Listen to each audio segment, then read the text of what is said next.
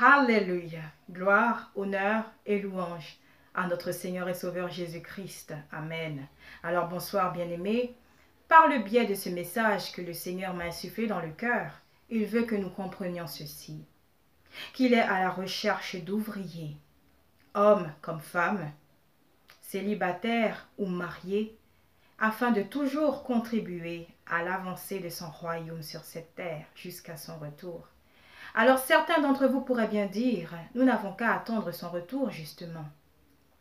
Mais comme le Seigneur lui-même le dit dans l'évangile de Matthieu au chapitre 24, verset 24, que la bonne nouvelle sera prêchée dans toutes les nations, et ainsi viendra la fin. Et parce que justement nous croyons fermement le Seigneur, et parce que l'extension de notre foi se traduit par nos œuvres, parce qu'une foi sans œuvre est morte, comme vous le savez tous, alors nous devons toujours nous atteler à faire sa volonté, selon justement les dons spirituels qu'il nous attribue à tout un chacun. Si nous sommes appelés au ministère et si par exemple le Seigneur veut que nous utilisions toutes ces qualités qu'il nous a conférées, quelles qu'elles soient, alors que nous nous en servions et à cœur joie, sans malice aucune. Car comme vous le savez, bien-aimés, le Seigneur sonde les cœurs, il sonde les reins, il sait toutes choses. Et si nous pouvons dissimuler les choses aux hommes, nous ne pouvons rien lui dissimuler tout simplement. Alors encore une fois, bien-aimés, le Seigneur justement, lorsqu'il nous appelle à le suivre, c'est-à-dire à porter notre croix, il veut littéralement que nous nous mourions à nous-mêmes, c'est-à-dire que toutes les œuvres de la chair qu'il a littéralement en abomination, qu'elles soient crucifiées, comme lorsque nous sommes venus à lui, nous avons fait qu'il a crucifié tous nos désirs et toutes nos passions charnelles, quelles qu'elles soient, pour littéralement faire sa volonté, faire qu'elle soit appliquée, et ce, dans chaque aspect de nos vies au quotidien. Alléluia. Donc nous ne sommes pas là pour une vaine gloire. Nous ne sommes pas là pour nous forger une réputation. Nous ne sommes pas là pour aspirer à la sagesse des hommes. Nous ne sommes pas là pour glorifier l'homme ou pour chercher une reconnaissance de l'homme. Sinon, pour faire la volonté de Dieu, quelle qu'elle soit. Alléluia. Donc en ce sens, nous faisons prévaloir le bien-être de l'autre à notre propre détriment. Puisque justement nous acceptons Christ, nous acceptons tout ce qu'il est, et même ses souffrances. Et c'est pourquoi en tant que chrétiens, nous comprenons donc que briller aux yeux de Dieu, c'est participer à la souffrance de Christ, tout simplement. C'est faire face à toutes sortes d'abominations. C'est pouvoir nous adapter à tout type de situation et en sortir vainqueurs. Car cette victoire, nous l'avons et nous la conservons en Christ au quotidien. Alléluia. Donc en ce sens, dans notre foi, nous sommes affermis. En ce sens, le péché n'a plus d'emprise sur nous.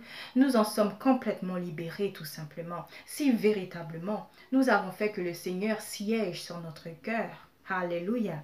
Donc, bien-aimés, si certains d'entre vous continuent encore à littéralement combattre le péché, reconnaissez le Seigneur dans toutes vos voies. Littéralement, bien-aimés, humiliez-vous devant le Seigneur, c'est-à-dire n'hésitez pas à tout lui léguer, à tout laisser au pied de sa croix, parce qu'encore une fois, il a déjà tout accompli, comme vous le savez. Et parfois, il est bien de rappeler ces choses parce que certaines fois, nous les oublions. Alléluia.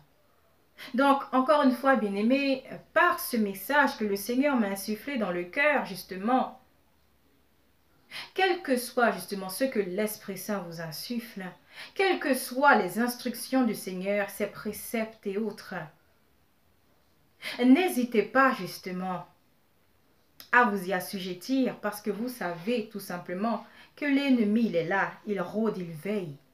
Et même si nous avons l'assurance du salut parce que le Seigneur a main mise sur nous, nous devons justement conserver en nous son esprit de guerrier, son esprit de persévérance, d'endurance, de façon à ce que dans notre foi, nous puissions encore et toujours marcher selon l'esprit. Que nous ne soyons pas assujettis à nos propres circonstances, sinon que nous voyons toujours l'autre, puisque nous regardons toujours à Dieu. Et parce que nous nous affectionnons plutôt aux choses d'en haut qu'aux choses d'en bas, tout simplement. Alors, nous savons donc que les titres, tout ce qui se rapporte à la terre, ainsi, ne constituent pas notre identité. Parce que nous sommes littéralement enfants de Dieu et ainsi citoyens du royaume de Dieu. Alléluia. Ces choses, nul ne peut nous les enlever. Parce que cela est de la volonté de Dieu, tout simplement. Alléluia. Donc, en ce sens, bien-aimés, nous prions que le Seigneur, par son esprit de discernement, de sagesse, de connaissance, de vérité, de révélation, puisse encore et toujours nous édifier dans notre esprit et faire que justement le Seigneur nous fasse parvenir tous ces enseignements, tout ce qu'il veut bien nous enseigner au quotidien, quelles qu'elles soient ces choses. Alléluia.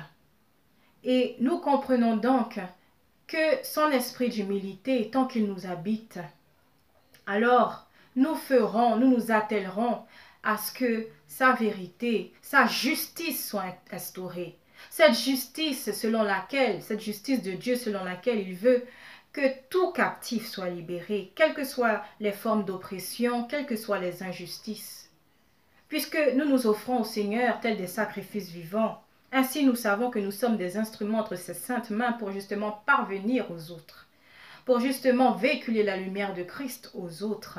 Alléluia, et ce sous toutes ses formes. Le Seigneur sait, littéralement bien-aimé, qui est disposé, qui est prédisposé à faire sa volonté. C'est pourquoi, comme je l'ai dit au tout début, que le Seigneur ne regarde plus au genre, mais il regarde au cœur. Parce que toute personne qui se rend disponible, toute personne qui est prête à le suivre, et ce, quoi qu'il advienne, cette personne-là sera plus à même de faire sa volonté sans broncher.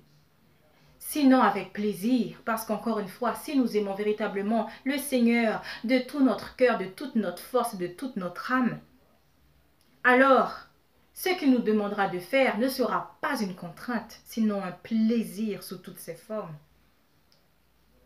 Parce qu'en laissant le Seigneur prendre le dessus sur toute chose, son amour est perfectionné en nous. Ainsi nous savons ce qu'est la miséricorde, la charité sans malice aucune. Nous savons ce qu'est la compassion, nous savons ce qu'est le pardon. Alors la question est la suivante. Serons-nous suffisamment humbles pour pardonner à notre prochain? Serons-nous suffisamment humbles pour faire valoir les besoins des autres à notre propre détriment? Serons-nous suffisamment humbles pour nous atteler littéralement à subir tout ce qu'il y a à subir pour édifier l'autre? Telle est la question. Parce que, bien-aimé, l'humilité n'est en rien une faiblesse.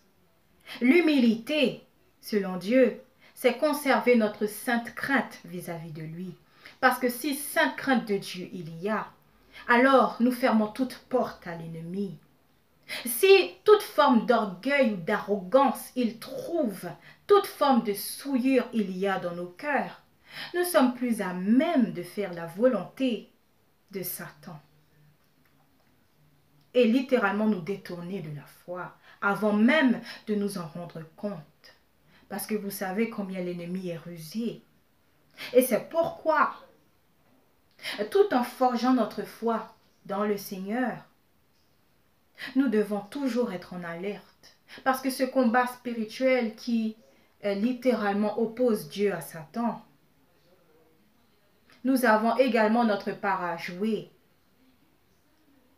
Bien que le Seigneur lui-même combatte pour nous. Alléluia. Donc, tant que nous conservons l'esprit d'humilité du Seigneur, l'esprit de discernement, l'esprit de connaissance du Seigneur, parce que la vie éternelle consiste en quoi? En connaître Dieu et Jésus-Christ que Dieu lui-même a envoyé. Si nous conservons tout cela en nous, si nous nous en remettons au Seigneur véritablement, alors nous savons que littéralement tous nos sentiers sont aplanis. et que nous tendrons toujours vers cette sanctification. Cette sanctification qui est notre perfectionnement en Christ. Cette sanctification qui littéralement fait que nous sommes trouvés sans honte, sans disgrâce aucune devant le Seigneur, que nous restions justement dans son amour, que nous soyons littéralement conservés dans toutes ses voies, et donc que nous avons l'assurance du salut. Alléluia. Donc, bien-aimés, encore, nous prions en ce sens, par ce message que le Seigneur m'a insufflé dans le cœur, que vous puissiez, pour toute confirmation, encore toujours l'invoquer, parce que ce que je dis n'est pas parole d'évangile. Alléluia. Donc, continuons encore de prier les uns pour les autres en tant que frères et sœurs en Christ, qui que nous soyons. Continuons de nous édifier les uns les autres, ceux et celles qui, justement, lutteraient contre le péché. N'hésitez pas à en parler. N'hésitons pas à en parler.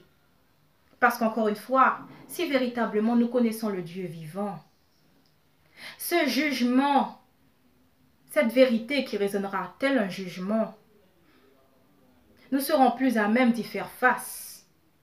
Parce qu'encore une fois, bien-aimés, si notre frère ou notre sœur en Christ n'est pas capable d'instaurer la justice de Dieu qui est de révéler toute vérité et qui peut rendre tout captif libre, alors il faut donc nous questionner sur la véracité de son amour pour nous. Car mieux vaut dire cette vérité qui résonne comme un jugement, plutôt que de laisser notre frère ou notre sœur en Christ dans l'ignorance. Et c'est cette ignorance qui littéralement envoie le chrétien dans le lac de feu, si repentance il n'y a pas. Alors nous devons garder cela en mémoire, bien-aimés, que tout ce qui brille n'est pas or, et que tout amour qui n'est pas fondé en Christ n'est pas un amour véritable, parce qu'il n'est pas exempt de péché, justement. Alléluia. Donc, bien-aimés, recevez ce message. Encore une fois, invoquez le Seigneur pour toute confirmation. Si vous avez des questions, si vous voulez échanger par rapport à ce thème, n'hésitez pas, bien-aimés, nous pouvons toujours en parler. Et surtout, continuez encore et toujours de nous édifier les uns les autres, parce que tel est le but de cette chaîne, littéralement. Alléluia. Donc, restez bénis en Christ, bien-aimés.